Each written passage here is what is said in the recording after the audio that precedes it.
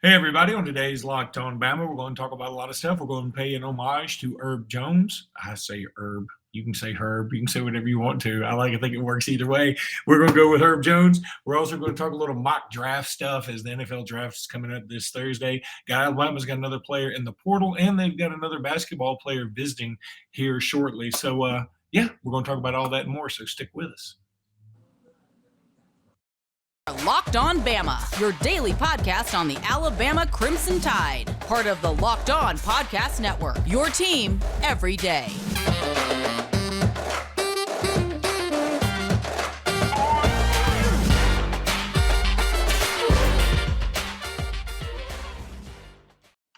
Hey again, everybody, and welcome back into Locked On Bama. Luke Robinson, that's me. Jimmy Stein, that's him. Jimmy, how are you today? Doing good. Boy, draft's coming up. Big day. It's the bet. The draft is the best football day of the year that is not in football season. How's that? I agree. And I agree. And that's another reason why, if you didn't hear our podcast yesterday, you should have, because we talk about an article from somebody. One little hair is driving me crazy over here. Man, and that's what happens when you have this strawy like hair. I can't get it right. And now I'm looking at a mirror reflection, so I don't really know what I'm doing. Anywho, we in the podcast yesterday, we got upset because there's a guy who wrote an article, I think, for USA Today, saying the draft is un-American because everybody should have the right to choose where they want to work, and it just made us mad. So, but go back and listen to that. We won't talk about that again.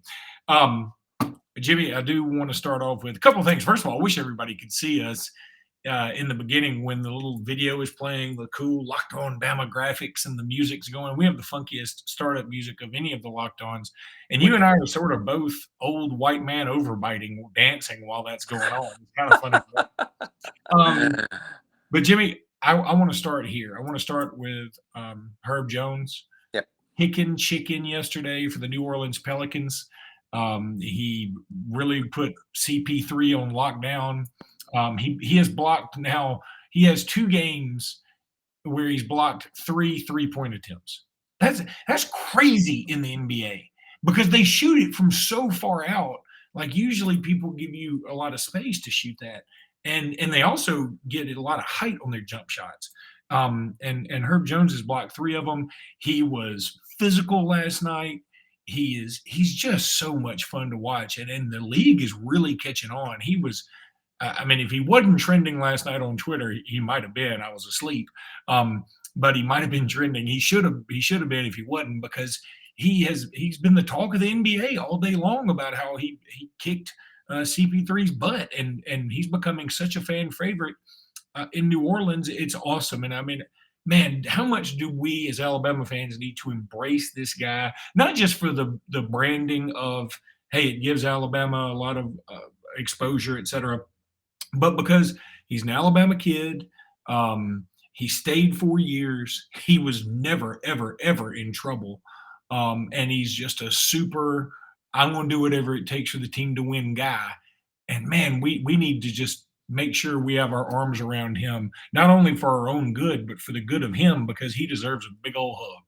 Yeah, I think in my whole cognizant Alabama sports fan, Alabama basketball fan life, I've never seen a situation with Herb like this where the Alabama fan base is just so universally in love with Herb Jones. I think he's probably, if you did there'll be a recency effect to this, but if you did a poll of Alabama sports fans and said, who is your favorite Alabama basketball player of all time, I almost guarantee you Herb Jones would win that.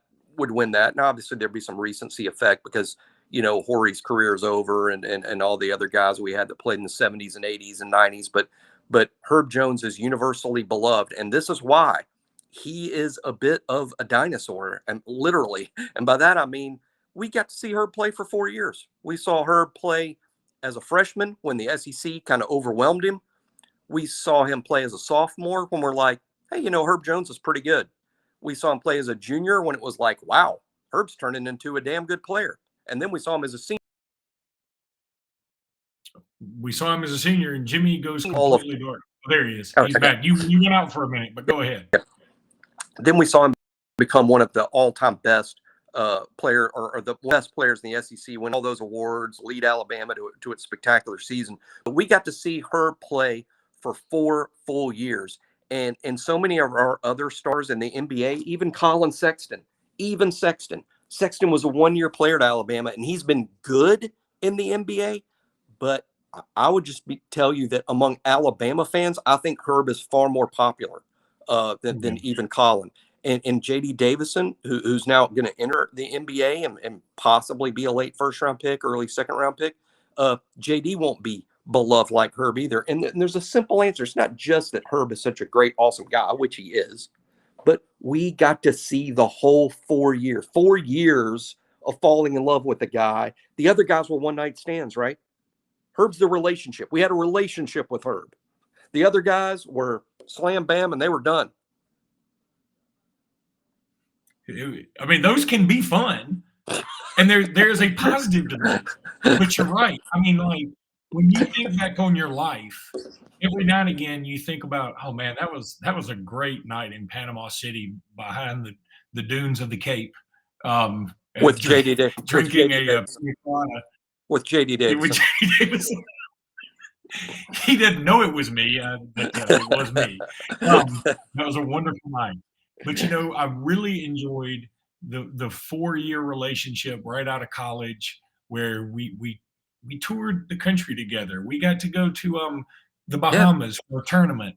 We got to go play Memphis in Memphis. It was fun. I love those times. We were going to get married, but he moved. We were going to get married, but he moved to New Orleans.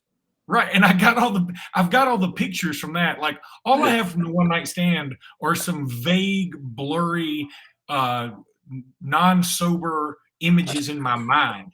I got actual photographs of me and my relationship with Herb Jones. Yeah. And think of it, as much as that's a joke, just think, when you say blurry memories, Gerald Wallace, one and done. Yeah. Colin Sexton, one and done. Now J.D. Davison, one and done. They'll be in the NBA. That's great. I'm not taking a shot at them. I'm not saying that I'm not appreciative of them signing with and playing for Alabama for the one season.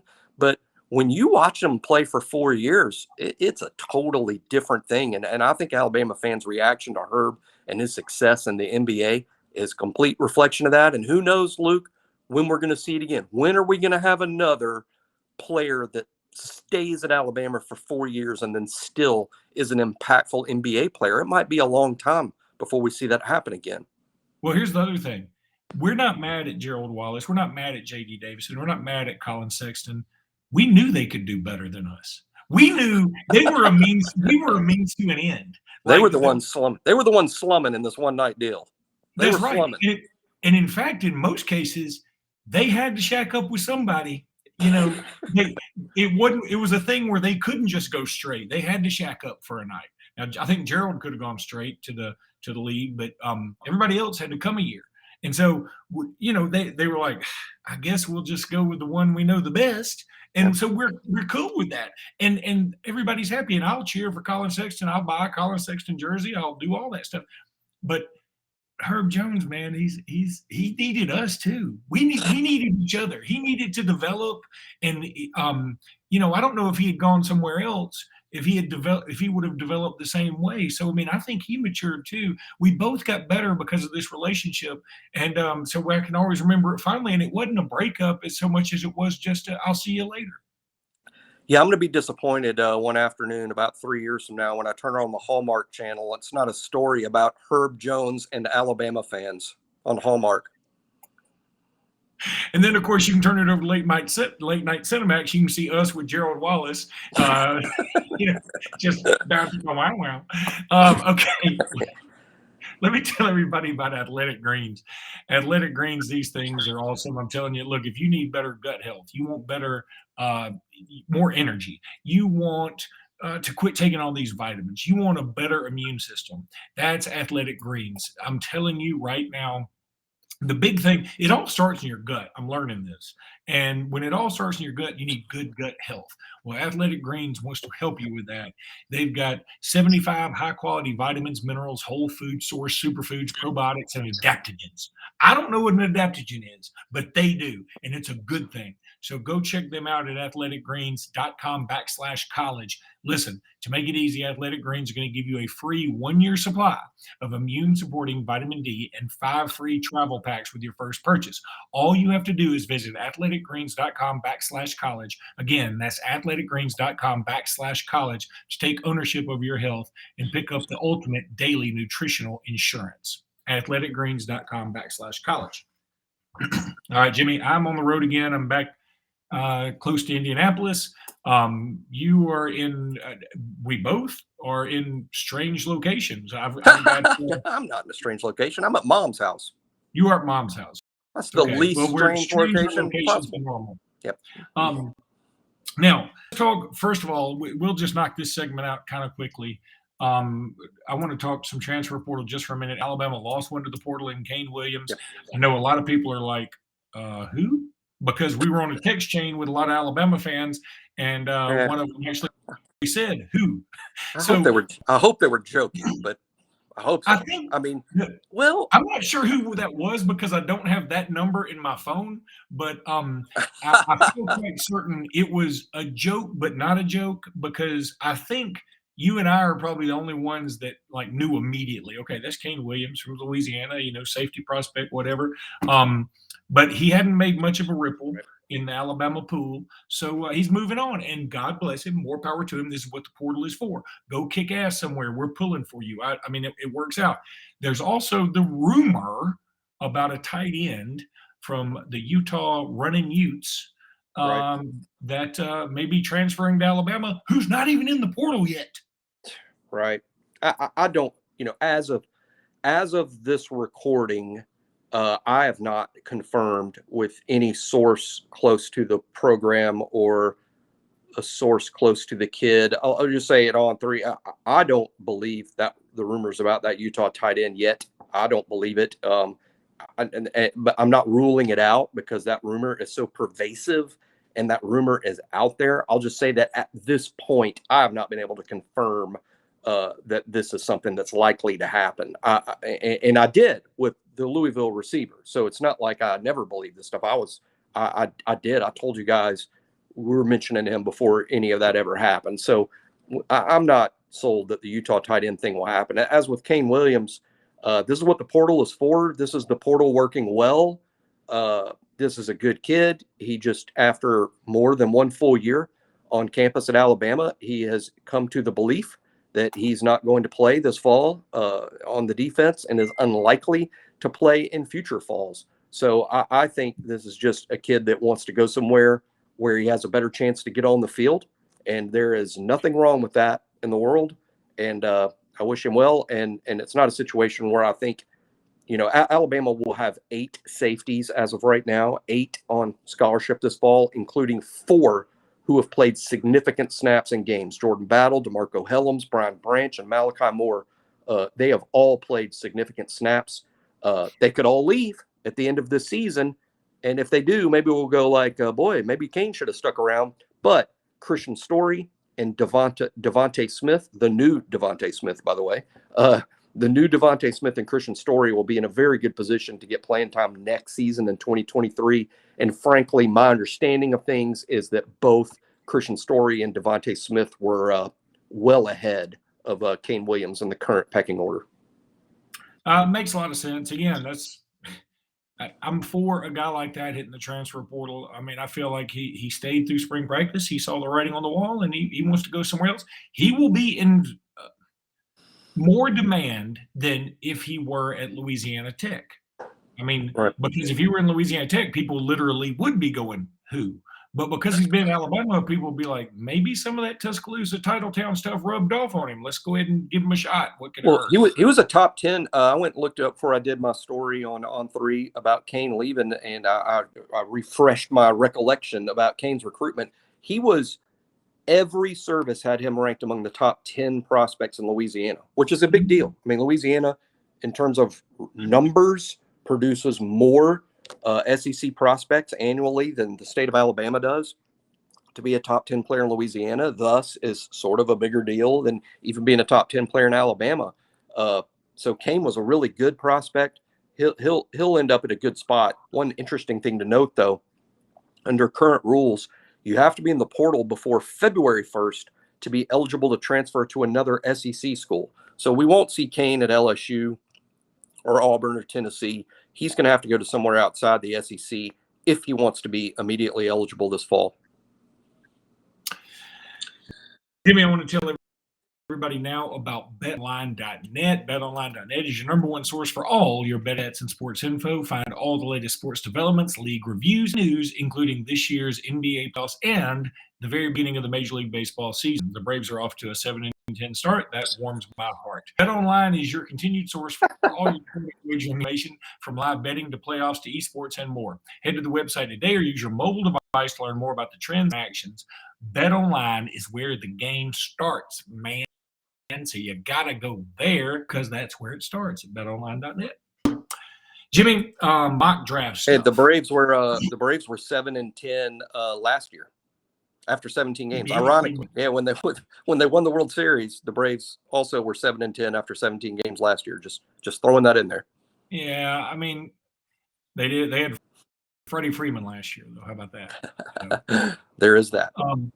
And also, I hate even talking about this. It makes people think that I care about Major League Baseball here at all, except I just want the Braves to lose because of a long-standing hatred for the Braves. Because they would bump Andy Griffith. Because they would bump Andy Griffith. It wasn't Andy Griffith. It was Space Giants. Oh, Space Giants.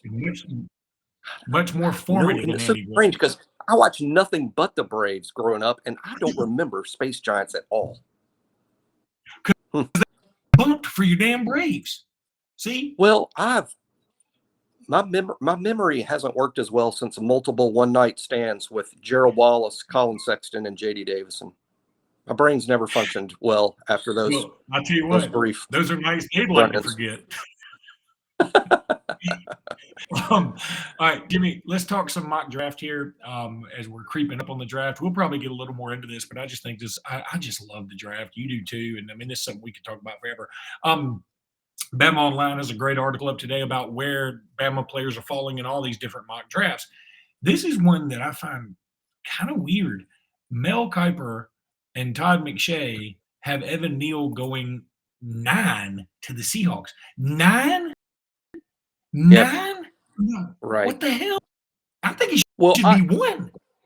Right. And if I was picking, maybe he would be 1, but I'm not, and the Jaguars are. And imagine the Jaguars making a poor decision. Imagine that. But I think Mel and Todd, I don't think it's them. Keep in mind, I mean, there's a difference between the big board and how the draft falls. Yeah. I don't think that's Mel Kiper and Todd McShay both agreeing that Evan Neal is all of a sudden only the 9th best player in this draft. I think that's just how the board may fall based on needs of the teams that are picking in the first 8. And I would agree with one thing. I don't see Evan falling any farther than 9. I don't think the Seahawks are sort of starved for offensive linemen. I think if Ike Ekwonu or Evan Neal is available when the Seahawks are picking, that's who they're going to pick if one of those two is available. I don't agree with Mel and Todd. Not that would matter. They're the best in the world at this. But I think I project Evan to go 5th to the Giants. That's my official prediction that I've logged. Evan Neal 5th to the New York Giants. But I certainly agree with Mel and Todd that the board could fall in a way that Evan could fall down to number 9. And on the one hand, it would be outrageous. On the other hand, hey, when you go 9th to the Seahawks, you're going to a better team than if you'd gone 1st to the Jaguars, Well, they were better when they had Russell Wilson. Now who knows? But, what's weird about it, and I know it's not saying they think he's the 9th best prospect. I understand that. But I would find it shocking if he lasted to 9 and nobody moved up to get him. I mean, I would think somebody would move up to get him. Yeah, the Chargers would love a big time offensive lineman, and if Evan starts to fall, and I have to name a team that would potentially make a trade to move up to get Evan, and you'd have to move into the top 10 to do that. I would look for maybe the Chargers to trade up if Evans starts to fall a little bit. But hey, I've said this a couple of times. I think if I was the GM of the Jaguars, and I'm sure they're very thankful that I'm not, but if I was, I would sell out trying to build around Trevor Lawrence. And no one knows that defense is more important than me. I've grown up an Alabama fan. I always put defense first. But I think when you get the number 1 overall pick and you take a Trevor Lawrence and you have the kind of generational talent that he is, I think you give Trevor every chance, every fair chance to be as good as possible. Build the best offensive line, give him weapons at wide receiver, give him a running back to take the pressure off. I build around Trevor Lawrence, and then I worry about the defense once I get to about year 3 or year 4 of Trevor. But right now, I build around him. And hey, I would say that even if the Jaguars have Ike Ekwonu as the number 1 offensive lineman in the draft and not Evan Neal, fine, take Ekwonu. Fine, I love Ekwonu. I think he's going to be great. Fine, take him. But I would take a lineman or even a receiver if one was worthy of the first pick in the draft. But that's not the case usually. It's not the case this year. But I think Ekwonu or Neal should be the first pick. I don't believe the Jaguars are going to do that, though. I believe the Jaguars will take probably Aiden Hutchinson, maybe Trayvon Walker from Georgia. I think that's what the Jaguars are going to do. And I do believe both prospects are worthy of that selection. I'm not saying they're taking a guy at 1 that shouldn't go to 5, 6, or 7. I just don't think they should focus on the pass rush. I think they should focus on building around Trevor Lawrence. I'm with you 100%, and I know they probably wouldn't do it because there is some cachet to drafting number 1. I mean, you get the number 1 pick because you suck, right? But when you have the number 1 pick, it's like the whole world's focused on you. Who's the number 1 pick and where to go? But if I were the Jaguars, I would even consider, okay, we feel like drafting the kid out of NC State or Evan Neal at 1 is too early. Okay, that's fine. Trade down. Somebody will trade down with you. Somebody will. Somebody will take that number 1 pick. Somebody will love Aiden Hutchinson that much. Somebody will love Trayvon Walker that much. And frankly, I know Trayvon Walker destroyed the combine. I mean, just kicked ass. Rewrote the record books or whatever. That's fine. But to me, this is one of those situations where you try and outsmart yourself. Right. I always go back to that book, Blank, by Malcolm Gladwell, where, you have this gut instinct. And a lot of times your gut instinct is right because that's the summation of your brain calculating what the odds are for something to be right. And then your regular brain kicks in and is like, no, that can't be right. It can't be right because of this, this, and this. And really, in the end, your quote unquote gut instinct was correct. And that's what you need to go with. And I think you're absolutely right. If I'm the Jaguars and I just got this phenom of a thoroughbred at quarterback, why am I drafting non-generational talent at defensive tackle? I mean, Trayvon Walker may turn out to be great. He's not Reggie White. I mean, listen, so, I mean, we don't, again, the drafts are always a crapshoot no matter what, but I don't look at Trayvon Walker and say he's can't miss. I think his combine numbers are fantastic, but, would you have called him he wasn't even the most famous defensive player, even the 3rd or 4th most defensive player on Georgia's team. I would say he was the 2nd most well-known defensive lineman at Georgia. But here's what's interesting, X's and O's wise, and it really has a direct relation to Alabama. I'll cover this quickly as I can, but it is interesting. It has a direct relation to Alabama and recruiting, and that's this. Georgia plays a 3-4, just like Alabama. And Trayvon was a down lineman at Georgia, 3-4. Trayvon plays the same position at Georgia that Byron Young and Justin Aboigbe play at Alabama. That's the position he plays over there, right? So he plays inside. Therefore, his statistics aren't that great. He only had about 6 or 7 sacks and not a lot of tackles. He was barely more productive than Byron and Aboigbe at Alabama. But when you play inside in a 3-4, it's just not a playmaking position. Well, he goes to the combine and puts up insane numbers about how fast and quick he is. So now in the NFL, he projects as an outside end in a 4-3. He's going to play defensive end in the NFL, a completely different position because of how big and fast he is. The NFL sees him as that guy. That's what makes him such a stretch to take it number one, because wait a minute, this isn't even the position he played at Georgia. I mean, this is asking him to do something we hadn't seen him do at all. And by the way, when he was doing what he was doing at Georgia, he wasn't exactly productive or famous. He was just sort of limited. It's just at the combine that really all this happened, because he ran a freaking 4.5 at almost 300 pounds. And here's the other thing, Jimmy, and I don't mean to cut you off. We got to go. But a couple other things, and you can use the same argument against Alabama guys. The other thing is, you could make the case, well, he was so good at Georgia if you put on the tape and see this, because he does have the offensive team looking after Nakobe Dean and Jordan Davis and some of these other dudes that are certified badasses. Now, of course, you can make that same argument for some Alabama dudes. I get it. At the same time, I would also say that would be my argument against Aiden Hutchinson, that, yeah, he had some really kick-ass stats.